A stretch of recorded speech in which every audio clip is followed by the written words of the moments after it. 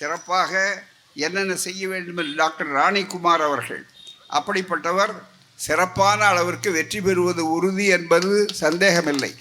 என்றாலும் மற்றவர்கள் பொது நிலையிலே கேட்டு ஏற்கனவே முடிவு செய்தவர்களை தவிர இயக்க குடும்பத்தாரை தாண்டி பொது நிலையில் இருக்கிறவர்கள் ஏன் இந்த தேர்தலிலே கட்சி கண்ணோட்டம் இல்லாமல், வெறும் ஓட்டு கண்ணோட்டம் இல்லாமல் நாட்டு கண்ணோட்டத்தோடு இருக்க வேண்டும் என்பதற்காகத்தான் இந்த பிரச்சாரத்தை செய்கிறோம். அதற்காகத்தான் எங்களுக்கு வருகிறது. இங்கே சொன்னார், எனக்கு முன்னாலே பேசிய எங்கள் கழக பொதுச் செயலாளர் சொன்னார். என்ன சொன்னார் என்றால், 91 வயது, இந்த சூழ்நிலையில் எதற்காக இவர்கள் செல்ல வேண்டும் என்று அத்துணை நண்பர்களும் என்னிடத்தில் வற்புறுத்தினார்கள். நீங்கள் எழுதினாலே போதும், விடுதலையில் அறிக்கையிலே சொன்னால் போதுமே, நீங்கள் எல்லா பேட்டிகள் கொடுத்தாலே போதுமே என்று சொன்னார். ஆனால் நான் அதற்கு ஒப்புக்கொள்ளவில்லை.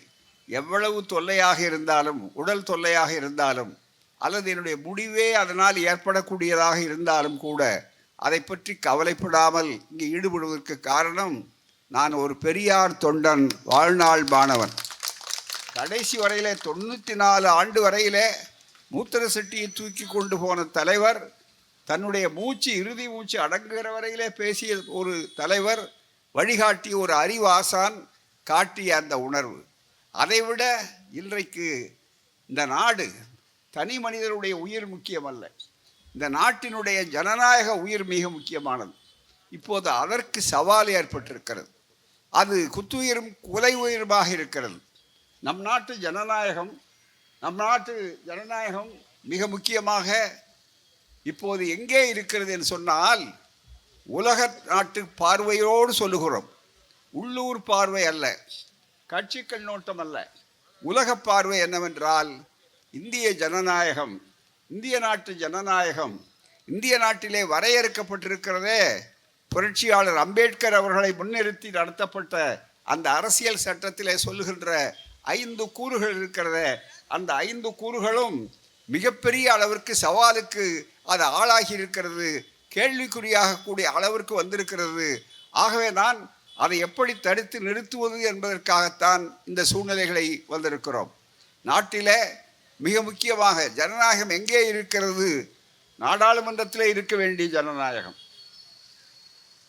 பாராளுமன்றத்திலே மட்டுமல்ல, ஆட்சியினுடைய செயலகங்களிலே முழுமையாக இருக்க வேண்டிய ஜனநாயகம் இன்றைக்கு குற்றுயிரும் கொலை உயிருமாக தீவிர சிகிச்சை பிரிவில் இருக்கிறது. அந்த தீவிர சிகிச்சை பிரிவில் இருந்து அந்த ஜனநாயகத்தை இந்தியா முழுவதும் அதை காப்பாற்ற வேண்டும் என்ற பொறுப்பு எங்களுடைய தலை சிறந்த ஜனநாயக மருத்துவர், டாக்டர் என்று சொல்லலாம், மருத்துவர், ஜனநாயக மருத்துவர், ஜனநாயகத்தை காப்பாற்றுகின்ற மருத்துவர் தான் தென்னாட்டிலே இருந்து வழிகாட்டக்கூடிய நிலையிலே இருக்கக்கூடிய எங்கள் முதல்வர், ஒப்பற்ற முதல்வர், திராவிடத்தினுடைய நாயகன் நம்முடைய மு.க. ஸ்டாலின் அவர்கள்தான் தலை சிறந்த அதிலே ஸ்பெஷலிஸ்ட் மருத்துவராக இருக்கிறார். அதனால தான் இந்தியா கூட்டணி என்ற ஒன்றை உருவாக்கினார். வேற்றுமை பல, ஆனால் ஒற்றுமை அதிலே மிக முக்கியம்.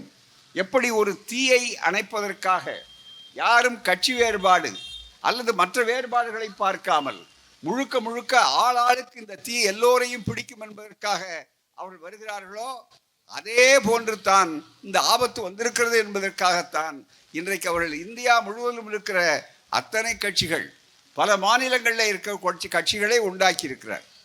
காரணம் என்ன? மோடி அவர்களை மிகப்பெரிய அளவிற்கு நம்பினார்கள்.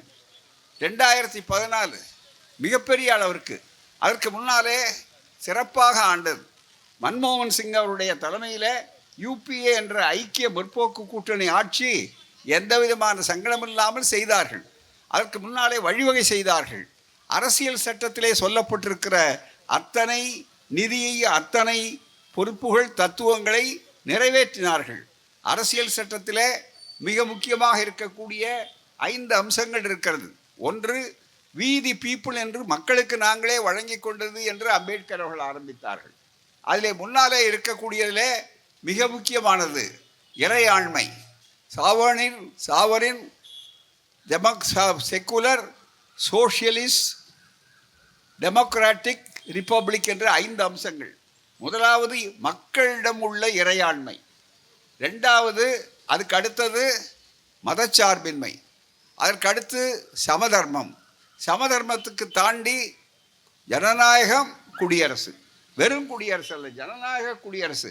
அப்படியெல்லாம் வைத்து மிகப்பெரிய அளவு, அதுக்கு தான் தேர்தல், அதுக்கு தான் மக்களுக்கு 5 ஆண்டுகளுக்கு ஒரு முறை இந்த தேர்தல். அப்படிப்பட்ட ஒரு தேர்தலை நடத்தக்கூடிய அளவிற்கு வாய்ப்புகள் வருகிறது என்றால், இந்த 5ஐயும் அழித்து கொண்டிருக்கின்ற ஒரு ஆட்சிதான் மோடி அவர்களுடைய தலைமையில் இருக்கக்கூடிய வித்தைக்கார ஆட்சி. இதற்கு முன்னாலே இருந்தது சுதந்திர ஆட்சிகள். இப்போது நடைபெறுவது மாற்றப்பட போவது, ஜூன் 4ஆம் தேதிக்கு பிறகு மாற்றப்பட போகின்ற அந்த ஆட்சி இருக்கிறதே, அது சுதந்திர ஆட்சி அல்ல, தந்திர ஆட்சி. அது சுதந்திரம் கிடையாது. சுதந்திரத்தை பற்றி யாராவது பேசினால் அவர்கள் இருக்க வேண்டிய இடம் சிறைச்சாலை என்று சொல்லக்கூடிய அளவிற்கு வந்திருக்கிறது. அதற்கு நான் பெரிய விளக்கங்கள் சொல்ல வேண்டாம். நீங்கள் ஒவ்வொரு முறையும் செய்திகளை பார்க்கிறீர்கள், தொலைக்காட்சிகளை பார்க்கிறீர்கள்.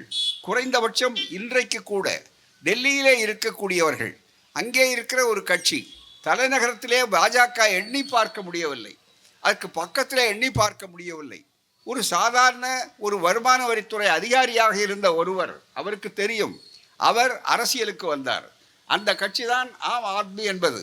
அந்த கட்சியை அவருடைய தத்துவங்கள் செயல்கள் பார்த்து டெல்லி தலைநகரிலேயே எல்லோருமே அந்த கட்சியை நிலைநிறுத்தி விட்டார்கள். பெரிய கட்சிகளெல்லாம் போட்டி போட்டது. ஆனால் பெரிய கட்சிகளை இவர்களெல்லாம் பெரிய பலூனை ஒரு சிறு குண்டூசி குத்துவதைப் போல ஜனநாயகத்தில் அதை பெற்று விட்டார்கள். அதை எப்படியாவது அழிக்க வேண்டும் என்பதற்காக இன்றைக்கு அவர் சிறைச்சாலையில் இருக்கிறார். அந்த சாலையில் இன்றைக்கு அவருடைய கட்சியை சார்ந்தவர்கள் வரிசையாக எல்லோரையும் பார்த்திருக்கிறார்கள். அங்கே ஆட்சியை கவிழ்க்க வேண்டும் என்பதற்காக ஒரு எம்எல்ஏவுக்கு 5 கோடி ரூபாய் பேரம் பேசி இருக்கிறார்கள். இப்படியெல்லாம் இருந்த நேரத்தில் இன்றைக்கு சஞ்சீவ் சிங் இருக்கக்கூடிய ஒருவரை அமலாக்கத்துறை எந்த விதமான ஆதாரமும் இல்லாமல் இங்கே எப்படி நடந்து கொண்டிருக்கிறார்களோ அமலாக்கத்துறை என்று சொல்லி, அதே மாதிரி அவரை கொண்டு வந்து மிக முக்கியமாக உள்ளே வைத்த நேரத்தில் அவர் மனு போட்டார் உச்சநீதிமன்றத்துக்கு. உச்சநீதிமன்றத்துக்கு போன சூழ்நிலையில் உச்சநீதிமன்றம் ஜனநாயக தீர்ப்பு என்ற சவுக்கால் அடித்திருக்கிறது இந்த ஆட்சியை. மிக முக்கியமாக சாதாரணமல்ல, கேட்டிருக்கிறார்கள். என்னையா ஒரு ஆதாரமும் இல்லாமல் அவரை பிடித்து 6 மாதம் ஒரு எம்பி, அதான் மக்களாலே 6 லட்சம் மக்களாலே தேர்ந்தெடுக்கப்பட்ட ஒரு உறுப்பினர், அவரை கொண்டு வந்து வைத்திருக்கிறீர்கள்.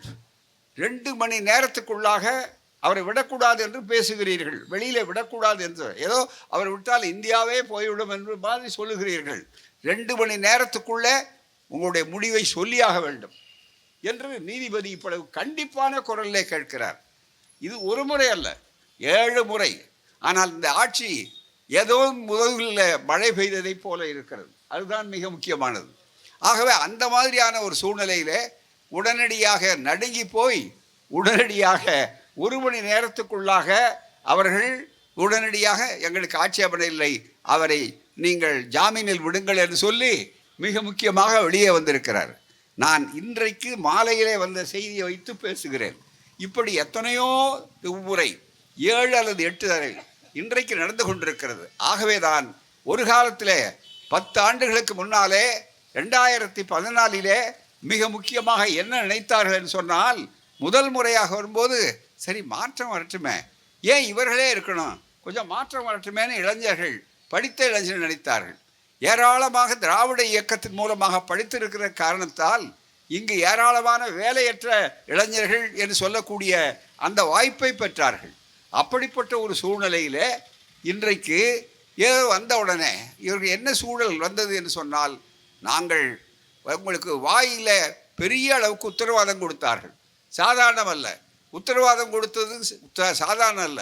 அதுவும் இப்போது அந்த உத்தரவாதத்தை கூட விளம்பர யுகமாக தன்னை ஆக்கி கொண்டிருக்கிற விளம்பர நாயகர் இருக்கிறாரு, அவர் நம்முடைய பிரதமர் மோடி அவர்கள் கேரண்டி என்றார். மிக முக்கியமாக மோடியினுடைய கேரண்டிங்கிறார். இதுக்கு முன்னால் ஏற்பாடு செய்த டீ வேறு விதமான டீ, இப்போ புதுசாக நடக்காததுக்கு கேரண்டி.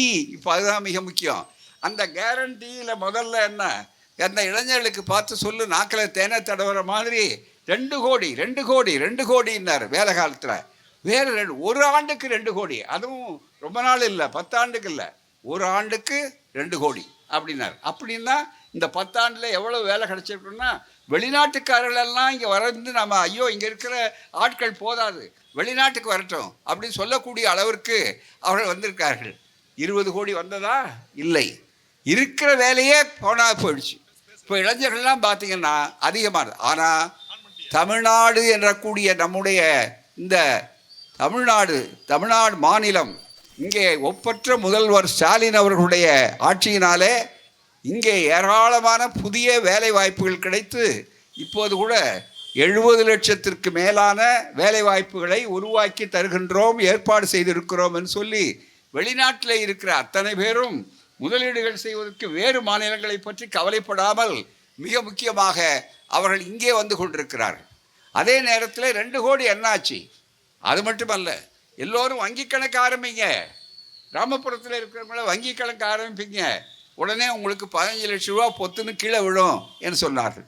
இதுவரையில் யாருக்காவது ஒரு காசு வந்துதான்னா கிடையாது. அவருக்கு கையில் வங்கி கணக்குக்காக கையில் சேர்த்து வச்சுருந்தாங்க பாருங்கள், சிறுவாட்டு காசு, பெண்கள் உள்பட அவர்களும் சேர்த்து மிக முக்கியமாக ஒன்றும் காலி என்று சொல்லக்கூடிய அளவுக்கு அதை வங்கியில் போட்டு எடுத்தால் உங்களுக்கு பணம் அபராதம் என்று சொல்லக்கூடிய அளவிற்கு இவ்வளவு கட்டாயமாக இருக்கணும். ஆகவே தான் நீங்கள் எடுக்கவும் முடியாதுன்னு சொல்லக்கூடிய அளவிற்கு இருக்கிறார்கள்.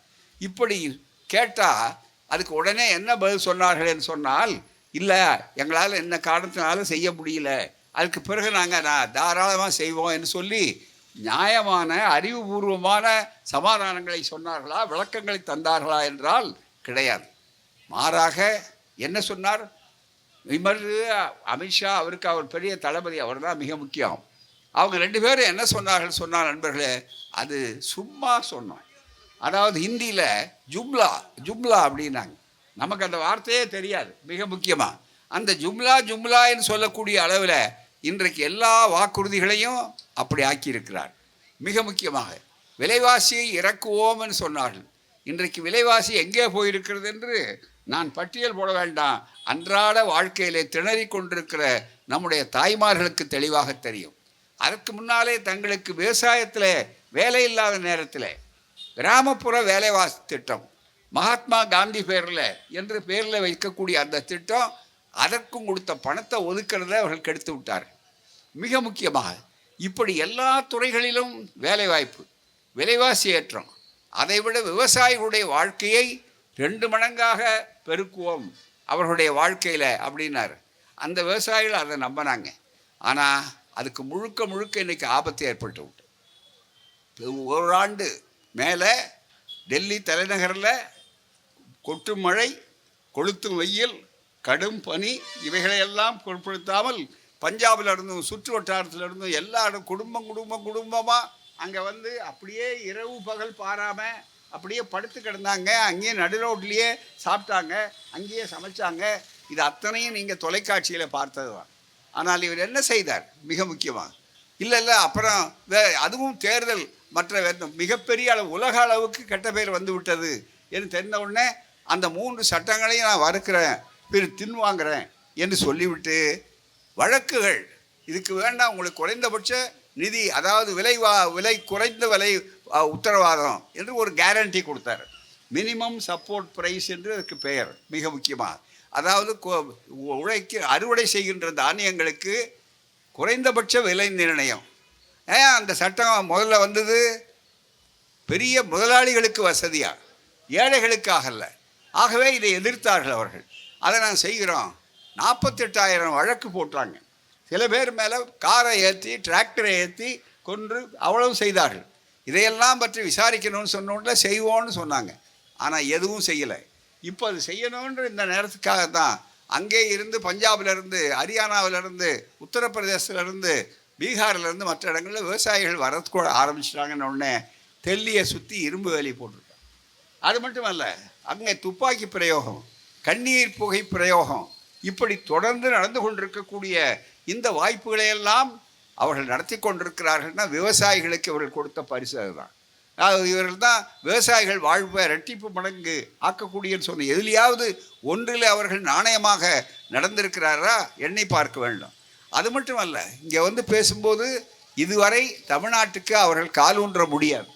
எங்குமே நிச்சயமாக கால் இருக்கிறவர்கள் தான் கால் ஊன்ற முடியுமே தவிர, கால் இல்லாமல் மிஸ்டு காலையே நம்பிக்கொண்டிருக்கிறவர்கள் கால் ஊன்ற முடியாது. எனக்கு ஊன்ற முடியாத கால் தோழர்கள் தயவு செய்து மன்னிக்க வேண்டும். இந்த உதாரணத்துக்காக புரிவதற்காக இதை சொல்ல வேண்டிய கட்டம்.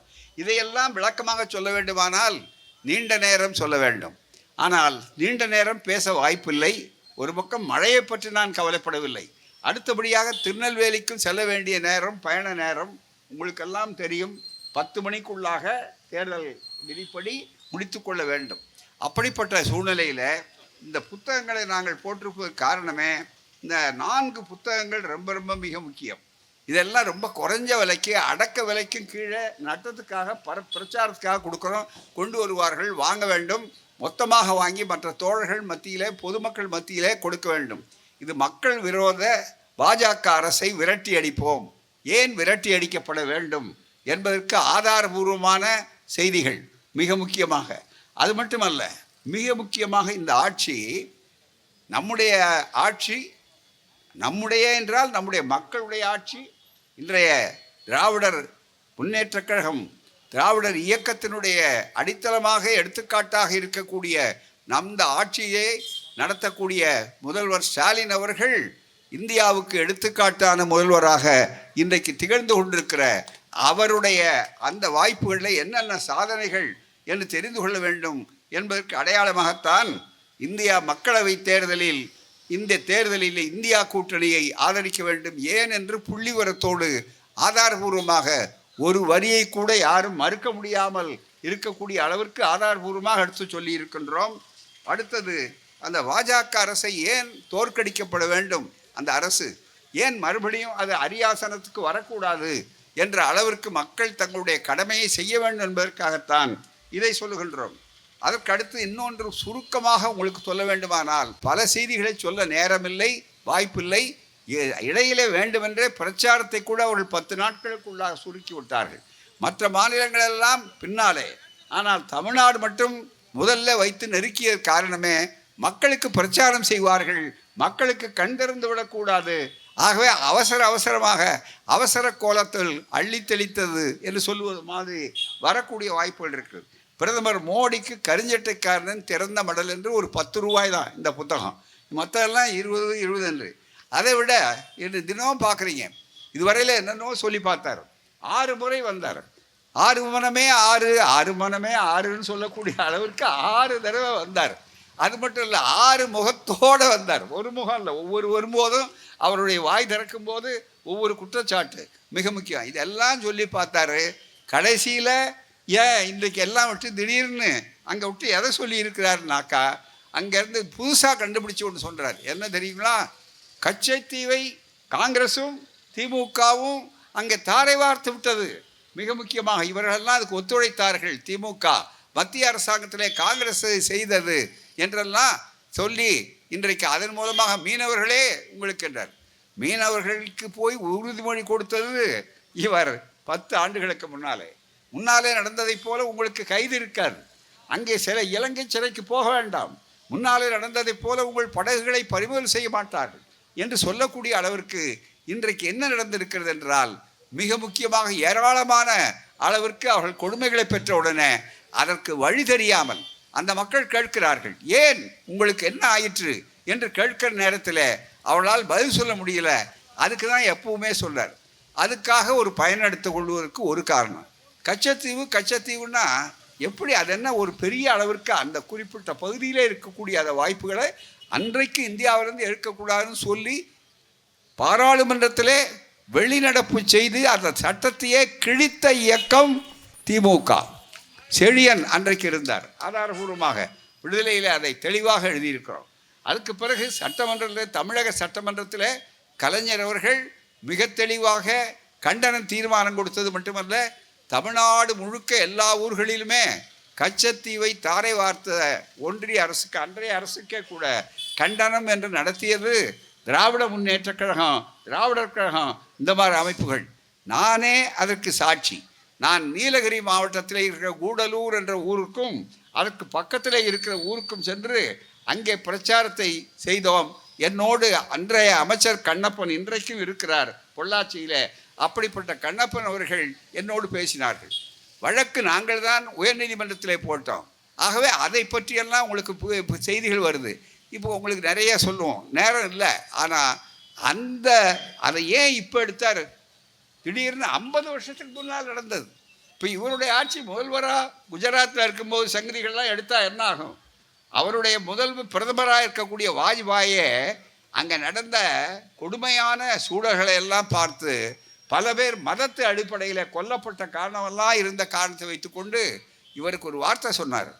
ராஜ் தர்மம் என்று ஒன்று இருக்கிறது மோடிஜி அப்படின்னாரு. ராஜ் தர்மம் அவர் சொன்ன வார்த்தை. அது மாதிரி ஒன்று இருக்குது. ஆளுகின்ற முறை எப்படி இருக்கணும்னா, நீங்கள் அந்த ராஜ் தர்மத்தை கடைப்பிடிக்கலையேன்னு இராணுவ மந்திரி அன்றைய பெர்னாண்டஸ் அவர்களை அனுப்பினார். இந்த கதையெல்லாம் மறுபடியும் ஆரம்பித்தா என்ன ஆகும்? அதெல்லாம் தேவையில்லை. அது நடந்து போச்சு, வந்துட்டீங்க. ரைட்ஸோ சரியோ தப்போ மக்களுக்கு பிரதிநிதியாக வந்திருக்கீங்க, பிரதமராக இருக்கீங்க. அது மட்டுமல்ல, நீங்கள் ஓட்டு போட்டவர்களுக்கும் பிரதமர், ஓட்டு போடாதவர்களும் பிரதமர். ஆனால் வசனம் பேசும்போது மட்டும் 140 கோடி மக்களும் என் மக்களும் பார். ஆனால் மணிப்பூர் பக்கம் மட்டும் போக மாட்டார்.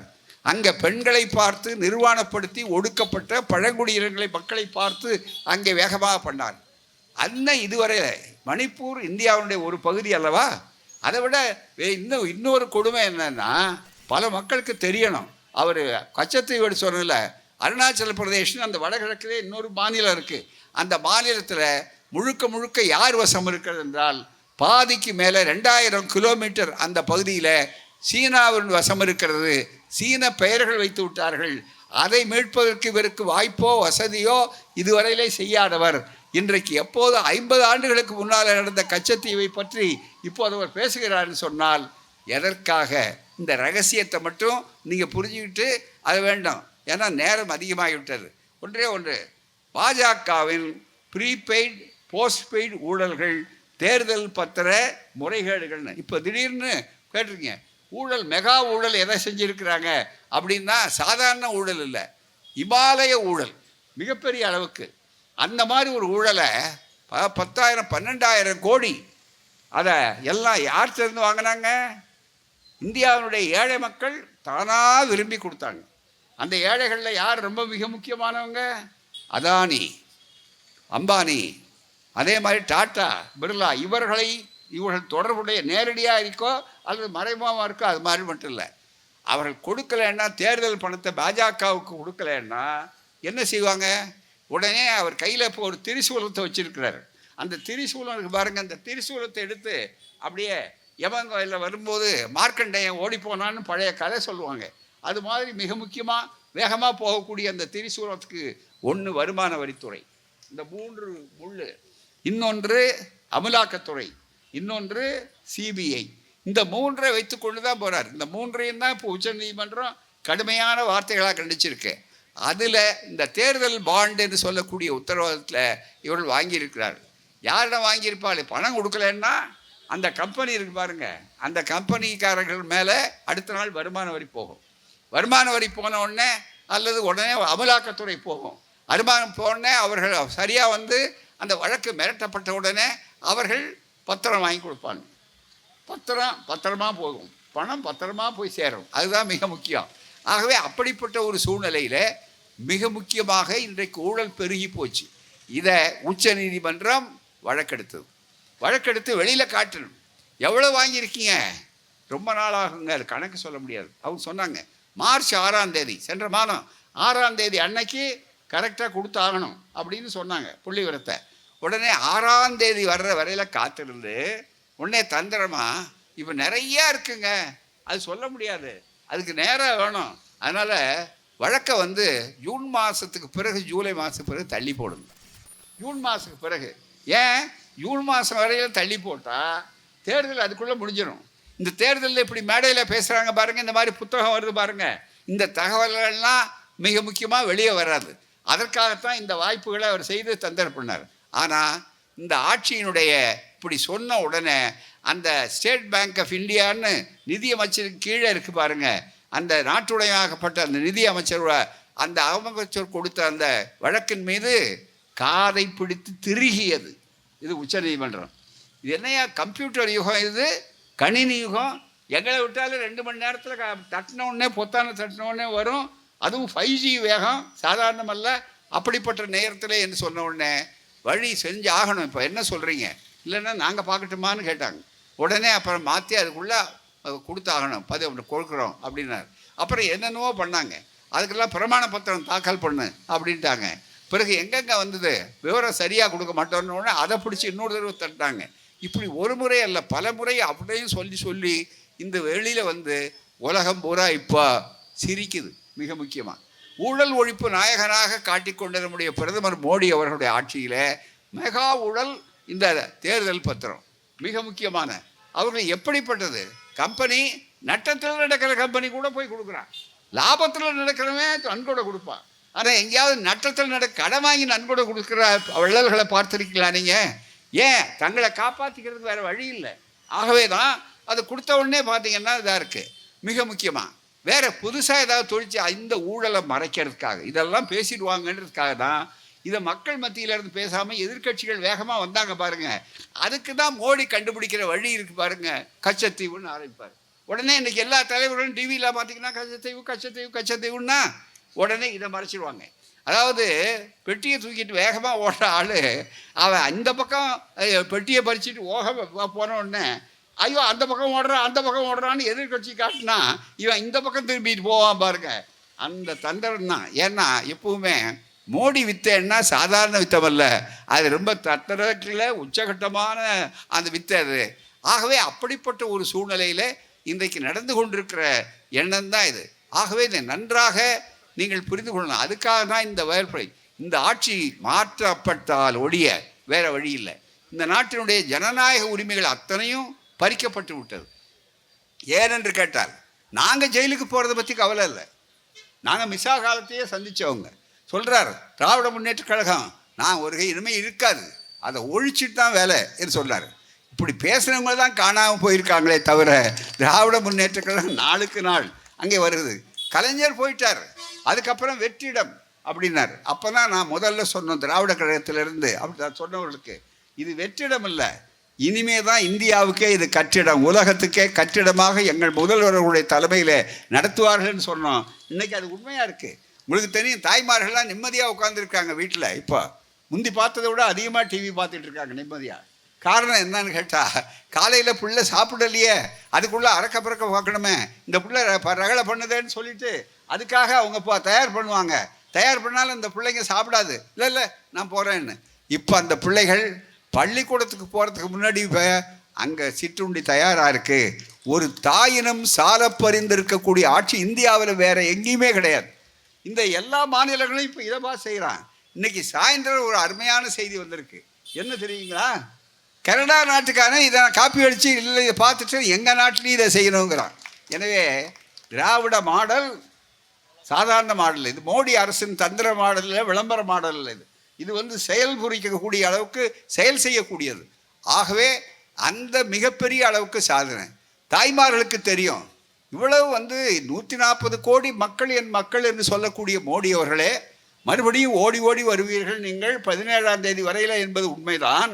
ஆனால் உங்களை பார்த்து நாங்கள் கேட்கிற ஒரே கேள்வி, 140 கோடி மக்களும் என் மக்கள் என்று சொன்னால் இதே திருநெல்வேலிக்கு, இதே அளவுக்கு ராமேஸ்வரத்துக்கு, இதே அளவுக்கு தூத்துக்குடிக்கு, மற்ற இடங்களுக்கெல்லாம் நீங்கள் வந்தீர்களே, குலசேகரப்பட்டினத்தில் ஏவுகணைகளை விடுவேன் என்று வந்தீர்களே, என்றைக்காவது இந்த மக்கள் உங்கள் பெய்யாத மழை, 140 ஆண்டுகளாக பெய்யாத மழை, வரலாறு காணாத வெள்ளம், அவரவர்கள் நீக்க இருக்கிற நேரத்தில் ஒரு வார்த்தையாவது நீங்கள் வந்திருக்கிறீர்கள் சொல்லி இருக்கிறீர்களா?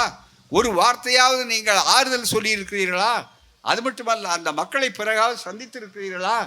எங்களுடைய ஆட்சியில் தேசிய பேரிடர் நிவாரண நிதி என்பது மக்களாலே உருவாக்கப்பட்ட அரசின் சட்டபூர்வமான நிதி. அதில் இருந்து நீங்கள் ஒதுக்கிய தொகை என்ன எண்ணி பார்க்க வேண்டாமா? திரும்ப திரும்ப எங்களுடைய முதல்வர் போட்டார். உடனே இராணுவ அமைச்சர் பார்க்குறார். அடுத்து எல்லா அமைச்சர்களும் இப்போ படையெடுப்பாங்க தமிழ்நாட்டில். அவர் வந்தார். அடுத்தது நிதியமைச்சர் வந்தார். அவற்றை கொள்ளுங்கன்னார். மற்ற அமைச்சர்கள் வந்தாங்க. இது அத்தனை பேரும் வந்து என்ன நடந்தது என்று சொன்னால் நண்பர்களே, ஒரு காசு வரல. 37,000 கோடி மிகப்பெரிய அளவிற்கு அவர்கள் ஏழக்கூடிய அளவிற்கு கேட்டார்கள். இவ்வளவு கணக்கு காட்டியிருக்கிறார்கள். இன்று வரையில இல்லை. நேரடியாக முதலமைச்சர் அவர்கள் போய் கேட்டார்கள். இதை போய் கேட்டா இன்னைக்கு நடக்கக்கூடிய அளவில் இருக்கிறார்கள். ஒரு காசு வந்திருக்கிறதா? நாம் கொடுக்கிற பணம் சாதாரண பணம் அல்ல, மிகப்பெரிய அளவிற்கு அந்த வாய்ப்புகள் இருக்கிறது. ஆனால் ₹1 கொடுத்தா 29 காசு தான் திருப்பி வரும் அப்படி சொல்லக்கூடிய ஆட்சி என்று சொல்லக்கூடிய ஒரு சூழ்நிலை இருக்கிறது. இவைகளையெல்லாம் வைத்து பார்க்கும்போது இந்த ஆட்சியில் இவர் சொல்வது வேடிக்கையான நீலிக்கண்ணீர். 140 கோடி மக்களும் உங்களுடைய மக்களை நினைத்தால் மணிப்பூருக்கு போக மாட்டீர்கள். இன்னும் கேட்டால் தேர்தல் ஆட்சியில் நான் சொல்கிற கடைசியாக முடிக்கிறேன். வெற்றி பெறப்போவது இந்தியா கூட்டணி தான், ஆட்சி அமைக்கப் போகிறது இந்தியா கூட்டணி தான் என்பதை பாஜகவே ஒப்புக்கொண்டிருக்கிறது. கொஞ்சம் கூர்மையாக செய்திகளை பார்த்தால் தெரியும். ஏன்னா வடகிழக்கு மாநிலங்களில் மேகாலாந்து நாகாலாந்தில் வேட்பாளர்களே போடல, நாங்கள் நின்னவே இல்லைன்னு சொல்லிட்டாரு பூராமே. அதே மாதிரி காஷ்மீருக்கு தயாராக இல்லை, அதே மாதிரி மற்ற இடங்களில் தயாராக இல்லை. தென் மாநிலத்தை விட்டு நினைக்கவே நினைக்க முடியாது. அங்கே நோ என்ட்ரி போர்டு வேகமாக போட்டு ரொம்ப நாள் ஆச்சு, அங்கே கதவு சாத்தியாச்சு. ஆனால் இங்கே வேற ஒன்றும் இல்லை. இங்கே சில பேர் அப்படி இப்படி இருக்கிறவர்களெல்லாம் பிடிச்சிருப்பாங்க. ஆனால் அவர்களுக்கெல்லாம் பாவம் சில பேருக்கு சில நோக்கங்கள், சில இயக்கங்கள், அது எல்லாமே கட்டு உள்ளே போயிருப்பாங்க. ஆனால் எதை செஞ்சாலும் மக்கள் முடிவெடுத்து விட்டார்கள் மிக தெளிவாக. ஆகவே இந்த கட்சி இருக்கு, 3 கட்சிக்கு போட்டி, அந்த கட்சி வந்திருக்கிறாரு, இவர் போட்டி அப்படிங்கிறாரு. அதுதான் அதிமுக எதிர்கட்சி. ஆனால் எதிர்கட்சி அவர் போட்டியிட்டாலும் கூட அவர்கள் பாவம் இதே பிஜேபியோட சேர்ந்தனுடைய விளைவு சேராத இடந்தனியில் சேர வேண்டாம்னு சொன்னாங்க.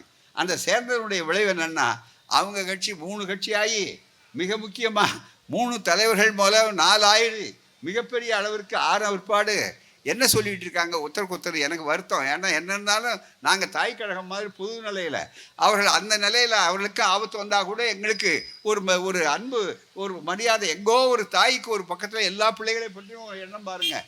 அப்போ என்னன்னு கேட்டால் இவர் அங்கேருந்து 2 பேரும் அந்த சொன்னாங்க பிரிஞ்சு 2 பேரும் அந்த யாருன்னு உங்களுக்கு தெரியும், நான் பேர் சொல்ல வேண்டிய அவசியம் இல்லை. இப்போ அவர் தான் ஊர்வலம் திமுகவே முறியடிப்போம் என்று சொல்கிறார். நல்ல வாய்ப்பு, தங்களை பிடிச்சது.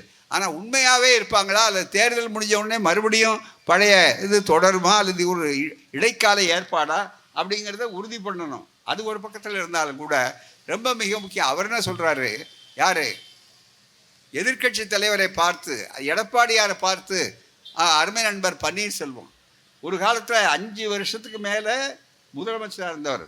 பாவம் இன்னைக்கு அவருக்கே சின்னம் புரியல. மிகப்பெரிய ஒரு சுயேட்சைக்காக போய் சுயேட்சையாக போட்டி போடுறாரு.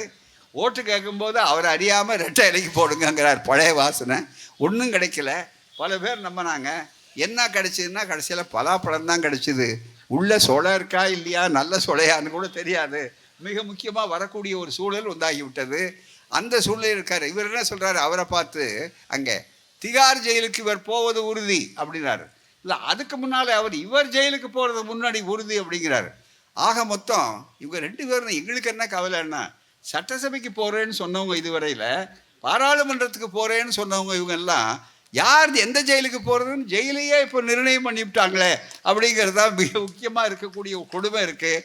ஆகவே அதை பற்றியெல்லாம் கவலைப்படாதீங்க. இப்போ இருக்கிற போட்டிங்கிறது இருக்க ஒரே ஒன்று, வெற்றி பெறப்போவது திமுக உள்ள இந்தியா கூட்டணி தான்.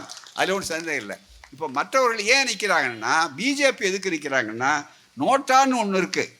அந்த நோட்டா இருக்குது பாருங்கள், அதுக்கு அந்த நோட்டான்னா யாருக்கும் போட விரும்பலைன்னு போட்டு ஒன்று போடுறாங்க. அதுதான் அந்த நோட்டாவை விட கூட வரணும், அப்போ தான் டெபாசிட்டாவது வாங்க முடியுங்கிறதுக்காக தான் இத்தனை முறை நம்முடைய பிரதமர் படையெடுக்கிறாரு, மற்றவங்க வர்றாங்க. நோட்டா அல்லது டெபாசிட்டா என்று கேட்க வேண்டிய அளவுக்கு இருக்கும். ஆகவே அதை பற்றி நீங்கள் கவலைப்படாதீங்க.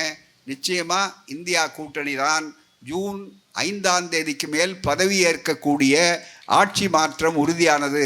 எனவே தான் இந்த ஆபத்து அவர்களுக்காக அல்ல, வெற்றி பெற வேண்டியது வேட்பாளர்களுக்காக அல்ல, உங்களுக்காக, உங்கள் பிள்ளைகளுக்காக, உங்கள் எதிர்காலத்துக்காக, உங்களுடைய நாட்டு ஜனநாயகத்தை காப்பாற்றுவதற்காக, மக்களுடைய உரிமைகளை காப்பாற்றுவதற்காக. இல்லையானால் நாடே சிறைச்சாலை ஆகும். உங்கள் நாடே சிறைச்சாலை ஆகும். இல்லையானால் ஜனநாயக உரிமைகள் பறிக்கப்படும். இது போன்ற ஒரு இருண்ட காலம், இது போன்ற ஒரு ஆபத்தான நிலை வேறு கிடையாது. எனவே ஜனநாயகத்தை காக்க வேண்டும் என்றால் ஒன்றே செய்தி, உதயசூரியன் சின்னத்தில் டாக்டர் ராணி அவர்களுடைய அந்த வாய்ப்பில் சிறப்பாக முத்திரை குத்துங்கள். வெற்றி முடிந்த பிற்பாடு வெற்றி விழாவுக்கு நாங்கள் வருவோம், அப்போதும் உங்களை சந்திப்போம் என்பது உறுதி. நன்றி, வணக்கம். வாழ்க பெரியார், வருக புதிய ஆட்சி, இந்தியா கூட்டணி ஆட்சி. நன்றி, வணக்கம்.